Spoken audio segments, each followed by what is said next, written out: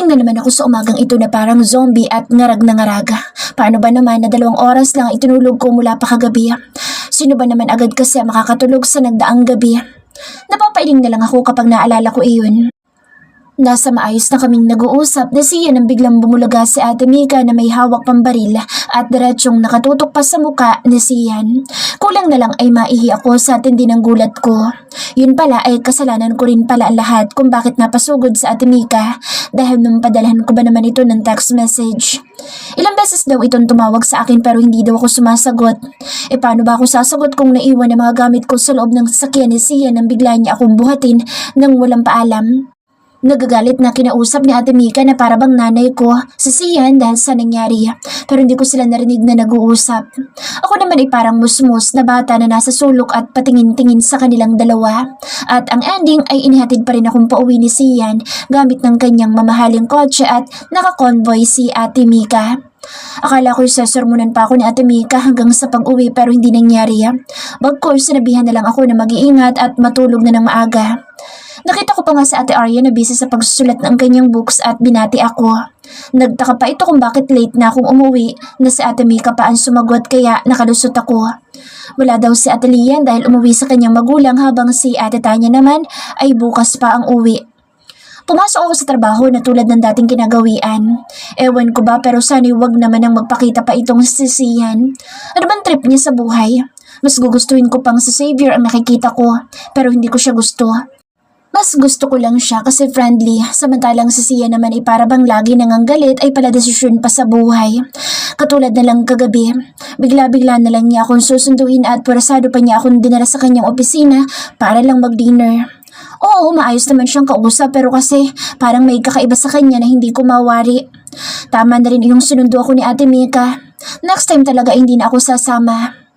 Dahil araw ngayon ng exam ay maaga ang magiging uwian ng mga bata.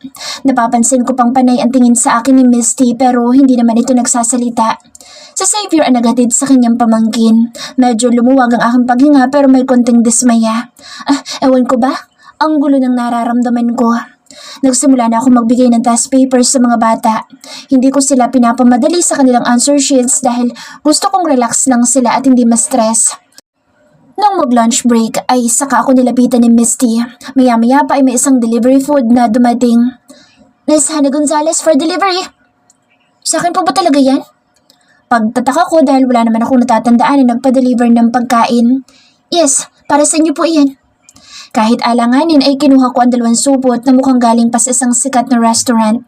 Nang makaalis ang delivery rider ay naupo ako sa aking chair habang si Misty naman ay nakita kong pinatay na nito ang hawak niyang phone. That's from me, Uncle, Mama Hannah. Nakangiti nitong salita sa akin. Tumalbog naman ang aking dibdib sa narinig. Teka, siya na naman ba? O baka naman si Xavier iyon na madalas ditong gawin?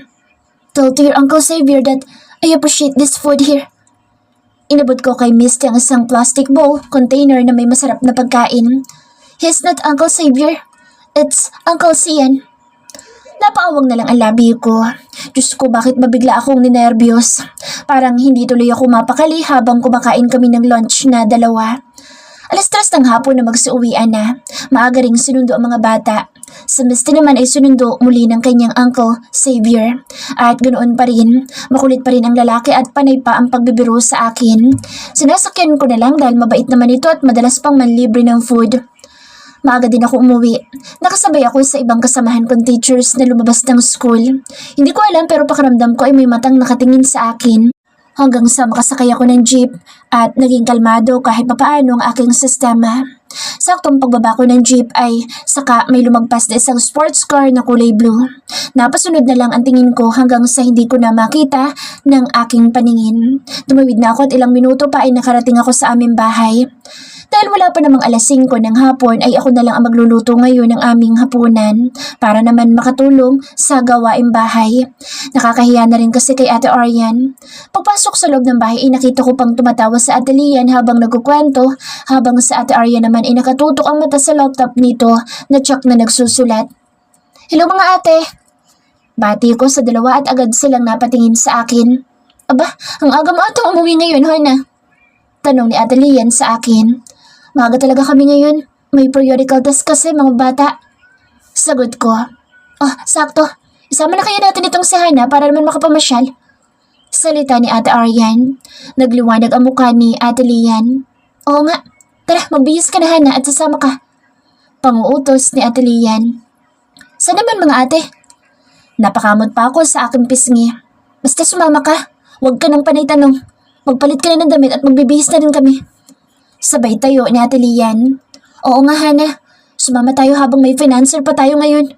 Sa susunod hindi na tayo makakatikim ng yaman itong kaibigan natin kapag natauhan na dahil palagi natin siyang inuuto. Sabay ngisi ni Ate Arian at pinatay na ang laptop. Tumayo na rin ito. Umasim ang mukha ni Ate Lian. Ewan ko sa inyo, ngayon na lang ulit ito. Alam niyo naman na grounded ako nitong mga nakaraang linggo dahil sa buwisit kong kapatid. Asar nitong salita. Napailing na lang ako dahil matagal itong nawala dito sa bahay dahil pinagbawalan ng kanyang magulang nang malaman na nagtatrabaho ito sa isang bar. Hindi pa namin malalaman na nagtatrabaho ito doon kung hindi pa nagkwento sa Ate Mika na isa si Ate Lian sa nahuli nung nagkaroon ng raid sa bar na iyon. At ang nakakaloko pa ay ang kakambal nitong si Lander ang nakakita sa kanya. Grabe iyon. Umakyat na ako sa aking kwarto.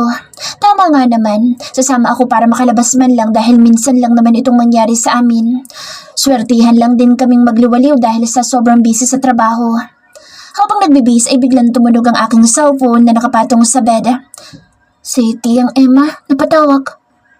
Mabilis kong kinuha ang cellphone at loudspeaker iyon para kahit nag-aayos ng sarili ay kausap kong aking tiyahin. Hello? Tiyang Emma, kamusta po? Hello anak, kamusta na dyan? Ayos naman po. Kayo po ba? Sila Tiyang Norma at Tiyang Alma.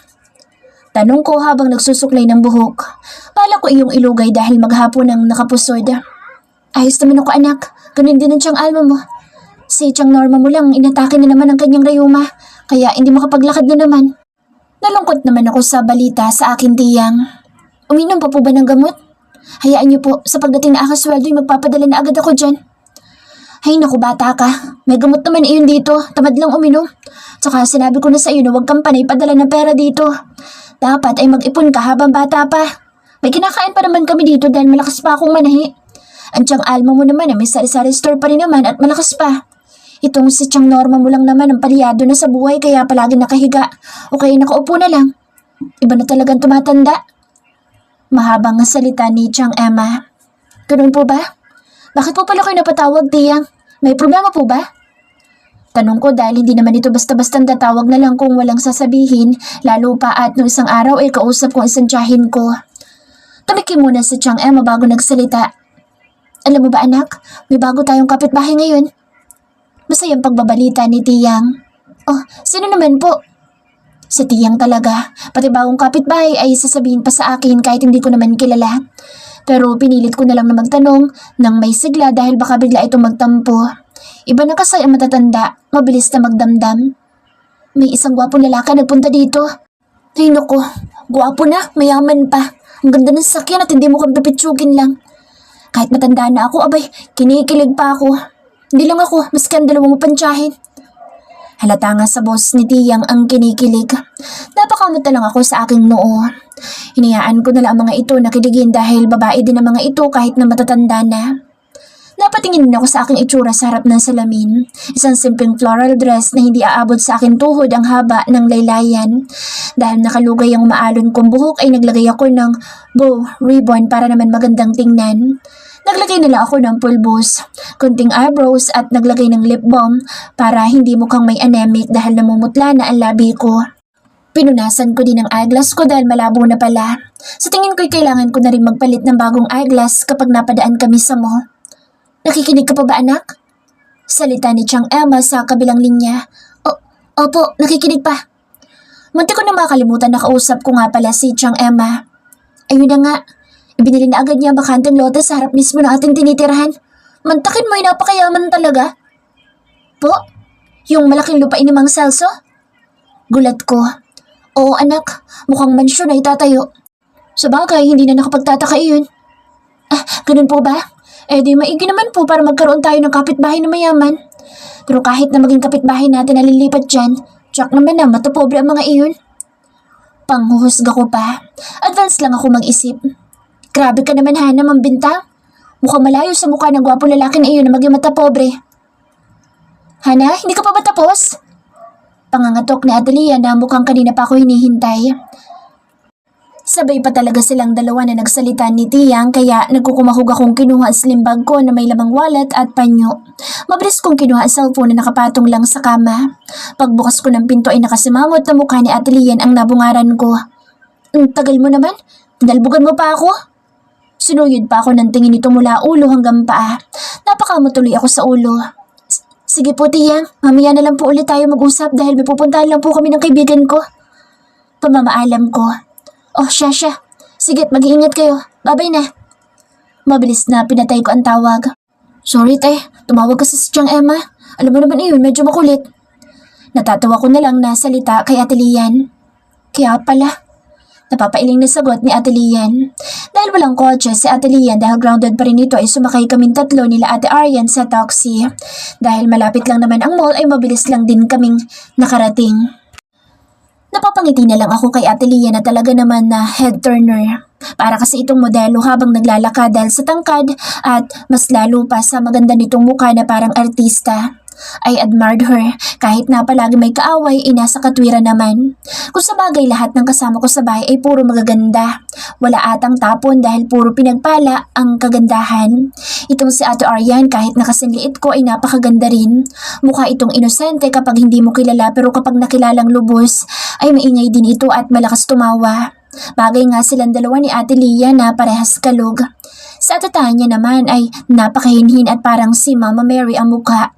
Ang sabi nila ay medyo magkaparehas kami ng ugali ni Ate Tanya, pero mas mataas ang tingin ko kay ate dahil siya marami ng pagsubok na nilagpasan, lalo pa at may isang maganda itong anak. Sa Ate Grace naman na mukhang Koreana ang kagandahan pero half Chinese ito. Mabait din ito at mapagbigay. Ang gusto ko sa kanya ay magaling manamit na tulad ni Ate Lian, pero sa lahat ay si Ate Mika na parabang walang aangat pa sa kanya. Bukod pa sa pagiging alagad nito sa batas ay napakaganda pa. Paano kaya niya nagustuhan ang pagiging pulis sa sobrang kagandahan na pwede na nga siyang maging artista? Kakaiba din ang talino nito na sadyang kinahangaan ko ng sobra. Kahit nakakapagod ang kakaikot sa mga butik, bawat madadaanan namin ay palaging bumibili itong sa Atelian. Mukha tuloy kaming alalay ni Ate Arian pero ang bitbit namin ay ang mga nagustuhan namin damit. Iba talaga kapag mayaman ang kaibigan, palaging nakakalibre. Ate, dahil muna tayo sa optical. Magpapalit lang ako ng eyeglass. Singit ko dahil mukhang hindi pa naman kami uuwi. Okay, let's go. Patawa-tawa pa sa Ate Lian habang ang dami ng bit-bit nito mga paper bags. Sa Ate Arian din ay ganoon na dalawa pa silang nag-uusap. Ako naman ay tahimik lang na nakasunod sa kanilang dalawa nang may mapansin akong lalaking nakahood at nakayuko habang may hawak na cellphone ang pasalubong sa amin. Bala ko sanang tingnan ang mukha nito kapag nasa lubong ko nang biglang lumiko ang matangkad na lalaki. But he smells familiar. Napasunod tuloy ang tingin ko sa kanya. Nagkibit balikat na lang ako at pati ba naman ibang tao ay titingnan ko pa. Baka kapag napansin niya ako ay magalit pa ito sa akin. Nagpagawa na ako ng eyeglass. Dahil may 30 minutos pa bago yun makuha ay napagdesisyon na namin kumain muna. Grabe, kulang na lang ay magwala ang mga alaga ko sa tiyan. Kapag nasobrahan ka pala talaga sa kakaikot dito sa mall ay gutom na gutom ka. Pinili ni Ate Lian ang mamahaling restaurant sa isang Italian cuisine. Hindi na kami tumanggi pa dahil libre na iyon. Ang sarap pa namang kumain kapag libre. Talagang busog na busog ka. Sa dami ng in-order ni Ate Lian, hindi namin alam pero talagang naubos namin ang lahat ng pagkain. Grabe, ang sarap talagang kumain kapag libre. So ulitin, Beshi ha? Nakangisi pa si Ate Arian. Umirap naman si Ate Lian. Bayad ko yan dahil ikaw naglinis ng kwarto ko. Sabay ganting ngisi ni Ate Lian. At nagsimula na nga mag-asaran ang dalawang magbeshi. Natatawa na lang ako habang umiinom ng iced tea. Wala sa loob na napatingin ako sa bandang kaliwa sa may dulo. Napakunot-no ako nang mapansin ko ang isang lalaki na nakatagilid.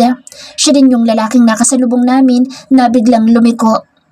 Coincidence ba? Napailing na lang ako. Natural na sa iisang mall lang at pwede itong kumain sa kahit saan itong gusto. Matapos ang ilang minuto ay umalis na rin kami sa aming pinagkainan pero imbes na kukunin ko ang pinagawa kong eyeglass na wala pang bayad ay nagyaya na naman sa Ate Lian. Mukhang may galit ito sa pera dahil panay ang bili. Nagpunta kami sa isang sikat na cosmetics. Si Ate Arya naman ay manghang-mangha dahil mahilig ito sa make-ups. Oh, kumuha na kayo ng gusto niyo. Ikaw, Hana, hindi pwedeng wala kang magugustuhan dito dahil kailangan mo palagi maging maganda. Alaga ka na. Parang nanay na salita ni Ate Lian sa akin. Napasunod na lang ako. Sa katunayan nga niyan, sa Ate Lian talaga ang nag-makeover sa akin noong una namin pagkikita. Para ba itong nagka-allergy nang makita niya akong mala Beta La Fea? Manang na manang manamit at hindi marunong mag-ayos ng sarili. Naalala ko pa kung paano ako nag-iiyak nang itapon nito ang lahat ng mga luma kong damit na para daw pang sinaunang tao. Pero ipinag-shopping ako nito, kaya halos lahat tuloy ng damit ko ay branded. Kumuha na lang ako ng isang foundation, blush on, eyebrows at lipstick. Sa katunayan nga niyan, hindi ko na kailangan ng mga ito dahil hindi pa nga ubos ang ibang makeup na ibinigay nito sa akin. Ang iba pa naman ay galing pa sa ibang bansa. Kapag nagbabakasyon ito ay naaalala niya kami mga kaibigan niya. Natapos din kami sa pamimili at ang panghuli ay ang eyeglass ko na dapat kong balikan. Napatingin pa ako sa aking relo. Pasado alas 9 na pala ng gabi, kaya pala ang ibang stores ay nagsasara na. How much po, ma'am? Tanong ko sa cashier. It's already paid na po, ma'am. Nakangiting sagot ng babaeng cashier. Paid? Anong paid? Ngayon ko pala ito babayaran. Malaking pagtataka ko. Napalapit tuloy sa akin ang dalawang kaibigan ko. Bayad na po, ma'am. Ito na po. Sabay abot nito ng maliit na eco bag na naglalaman ng aking eyeglass. What's the matter? Tanong ni Ate Lian. Sino po nagbayad? Tanong ko. Wag na daw po nga alamin ang sabi niya. Sa tingin ko pa yung secret admirer mo iyon, ma'am. Ang gwapo po kasi. Parang kinikilig pang salita nito. Secret admirer? Oh, kailan pa, Hana? Tanong ni Ate Aryan. Ha? Hindi ko alam. Walang ganun. Saka, miss, seryoso ka? Wala na akong babayaran? Sigurista kong tanong. Yes po, ma'am. Sa katunayan nga po niyan, gusto pang ibigay sa amin ang sukli. Keep the change na daw po, pero bawal sa amin ang ganoon. Nakangiting sagot nito. Hana, may ghost lover ka na pala ngayon, Hana? Sabay tawa ni Ate Lian. Ewan ko ba? Nakauwi kami lutang ang aking utak. Hanggang bahay ba naman kasi tinutukso pa rin ako ng dalawa. Napatunong tuloy si Ate Mika at ang tagasalita syempre ay si Ate Lian na kilig pa. Kahit hindi naman kilala, maski ako'y nagtataka. Sino ba iyon? Ay, bahala na. Kailangan ko na magpahinga dahil may exam pa mga estudyante ko bukas. Kinabukasan ay balik sa dating gawain. Nakarating naman ako ng eskwelahan ng maayos. Kahit pagod kagabi ay nakatulog agad ako. Kaya kahit paano ay nakabawi ako ng tulog. Good morning, class! Good morning, Teacher Hana! Sabay-sabay ng aking mga estudyante na bati. Ito na ang last exam ninyo mga anak. Kaya galingan ninyo. Alam ko naman na kayang-kaya ninyo dahil lahat kayo matatalino at magagaling. Nakangiting ani ko sa mga bata. By next week ay ang ating recognition at moving up bago tayo magbakasyon. Masaya at maingay na napapalakpak ang mga bata. Nagsimula na ako magbigay ng exam sa mga ito. Isa-isa ko silang tiningnan. Nakakataba lang ng puso na ito ang unang taon ko sa pagtuturo ay minahal ko na ang mga estudyante ko na para kong mga anak. Nakakatuwa lang dahil sa susunod na pasukan ay hindi ko na sila makakasama pa. Napatingin ako kay Misty na siyang paborito kong estudyante. Tahimik ito habang nag-e-exam. Alam kong ito na rin ang huli niyang pag-aaral sa eskwelahan na ito dahil ngayong bakasyon ay iuuwi na ito sa ibang bansa kung saan talaga ito nakatira, kasama ng kanyang magulang. Nakakalungkot lang dahil napamahal na ito sa akin lalo na sa tuwing tinatawag ako nitong Mama Hana. Nang mag-lunch break ay muling lumapit sa akin si Misty at may ibinulong. Uncle Sian will come here, Mama Hana. He buys us our lunch. Nakangiti nitong salita sa akin. Ha? Hindi ba nakakahiya na, Misty? Okay lang sa'yo na bilhan ka ng pagkain pero wag na ako. Lumungkot naman ang mukha na magandang si Misty. But I want it, Mama Hana. I love eating my foods. If I'm beside you po. Pinakit pa ni Misty ang kanyang mukha na para bang nagmamakaawa. She looks so adorable. Gusto ko rin kasama kang kumakain. Masaya. Ang kaso lang nakakahiya kasi palagi akong nakikikain eh. Alanganin ko pang sagot. No need to be shy po, Mama Hana. I like you so much. Uncle said he... Delivery! Napatigil kami sa pag-uusap na may dumating na delivery rider. Napangiti na lang ako ng tuwang-tuwa sa Misty na makita ang dalawang supot ng Jollibee. Oh, my favorite! Kinuha ko na agad ang pagkain dahil tsak na nagugutom na nga ang bata. Wala pa atang 15 minutos ay tapos na akong kumain, habang si Misty naman ay sarap na sarap sa drumstick na kinakagat-kagat. Naalala ko tuloy, nung kaedad ko pa si Misty. Gustong gusto ko ring makakain sa fast food pero dahil mahirap ang buhay ay hanggang tingin na lang ako.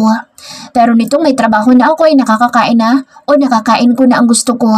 At dagdag pa na may nanlilibre pang kaibigan. Swerte talaga ako sa mga kaibigan na mababait at hindi iba ang tingin sa akin na mahirap. Ilang oras pa ang lumipas ay natapos na rin ang exam ng mga estudyante at oras na ng dismissal. Dahil maaga pa naman ay sinigurado kong ako na ang magluluto ng hapunan namin sa bahay. Dadaan na lang ako sa wet market bago umuwi ng bahay. Mabuti na lang at sisiyan pa rin ang sumundo sa kanyang pamangkin. Kung todong isipa nga ito sa akin. Sa bagay, hindi na bago iyon. Binilisan ko ang pagliligpit ng gamit ko dahil nag-message sa akin si Ma'am Santos na gusto nila akong isamang lumabas. Pero tumanggi ako dahil chismis na naman ang aatupagi ng mga ito. Nang makalabas ng school ay mabilis akong nakasakay ng jeep. Saktong pagsakay ko ay nag-ring ang cellphone ko. Si Ma'am Santos. "Oh, umuwi ka na agad? Wala ka na dito sa room mo." Sabi nito sa kabilang linya.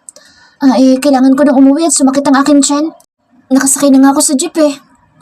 Gusto ko matawa sa kaharap kong matandang babae na napapatingin sa akin. Ganun ba? Sayang naman, may gusto pa naman ako magkwento sa'yo. Sabi ko na nga ba, chismis na naman. Next time na lang. Sige, bye Ma'am Santos. Agad kong pinatay ang tawag. Nakakainis kasi, palagi na lang ganoon, hindi naman nagbago. Wala sa loob na napatingin ako sa isang itim na kotse na nakasunod sa sinasakyan kong jeep. Ang ganda naman ng kotse nito. Napapadalas ata ako makakita ng magagarang sasakyan. Bumaba ako sa wet market para bumili ng baka. Ewan ko ba pero bigla ako nag-crave sa bulalo ngayon. Kahit na medyo mahal ang karne ay yun pa rin ang lulutuin ko. Minsan lang naman dahil napapadalas na akong libre sa kinakain ko. Ito naman ang kapalit sa kabutihan ng mga kaibigan ko. Matapos kong bumili ng mga gulay at sangkap ay sumakay na lang ako sa tricycle. Special na ang ginawa ko para mabilis na makauwi. Ganun din naman kung maghihintay pa na ibang pasahero, matatagalan. Kailangan ko na ito lutuin lalo pa at matagal na magpalambot ng baka. Saktong pagbaba ko ng tricycle ay nakita ko na naman isang pamilyar na kotse na lumagpas sa akin. Teka, yun din ba yung nakita ko sa jeep kanina? Pagtataka ko hanap naman pero sa tingin ko'y nagkataon lang iyon. Malay ko ba talaga kung taga dito lang din naninirahan na may-ari ng sasakyan na iyon? Nagmamadali na akong pumasok sa bahay. Nagulat pa si Ate Arya nang makita niya ang dala kong lulutuin. "Oh naman, Hana?" Kumikisla pa ang mata ni Ate Aryan. "Ako naman magluluto ng dinner natin, ate. Pambawi man lang." Nakangiti na ani ko sa kanya. "O siya, sige, ikaw bahala. Kahit paano makakapagpahinga ako." Natatawang salita ni Ate Aryan. "Sige na ate, magsulat ka lang." Tumawa lang ito at umalis na rin. Ako naman ay nagpakulo na ng baka. Dahil matagal pa naman iyon ay nagpalit na rin ako ng damit sa aking kwarto. Napatingin ako sa 2 missed calls ni Chang Alma, kaya nag-text ako sa kanya. "Chang, bakit po kayo napatawag?" Text ko sa akin Chang Alma. "May good news ako sa iyo anak. May bago tayong kapitbahay na sobrang gwapo. Parang artistahin ng kagwapuan at mukhang sobrang yaman. Alam mo ba na pinagtitinginan siya ng mga tao dito? Sobrang gwapo ba naman?" Napailing na lang ako. Ano ba naman yan? Pati yun ay sasabihin pa sa akin. Walang pinagkaiba kay Chang Emma. Dahil lang sa bagong kapitbahay na gwapo daw at mukhang mayaman. Kung sino man siya, di good luck na lang sa kanya. Pag may time ay tatanong ko na lang sa aking best friend na si Sheena kung totoo bang may bagong kapitbahay kami. Mabuti na lang at maaga akong nagising ngayon. Hindi naman ako masyadong napuyat. Mabilis na din ang pagkilos ko para pumasok sa trabaho. Sabay pa kaming dalawa ni Ate Tanya na bumaba ng hagdan. Saktong pagpunta namin sa kusina ay walang tao pero may pagkain ang nakahain. Nasaan kaya sila? Pagtataka ni Ate Tanya. Kaya nga, nakakahiya naman na maunang kumain kapag wala pa sila. Pero baka malit na naman tayo, te. Nauna na akong naupo. Nagkabit-balikad si Ate Tanya. Sabagay, kumain na lang sila. Malalaki na sila. Sabay pa kaming natawa, kaya kumain na kaming dalawa.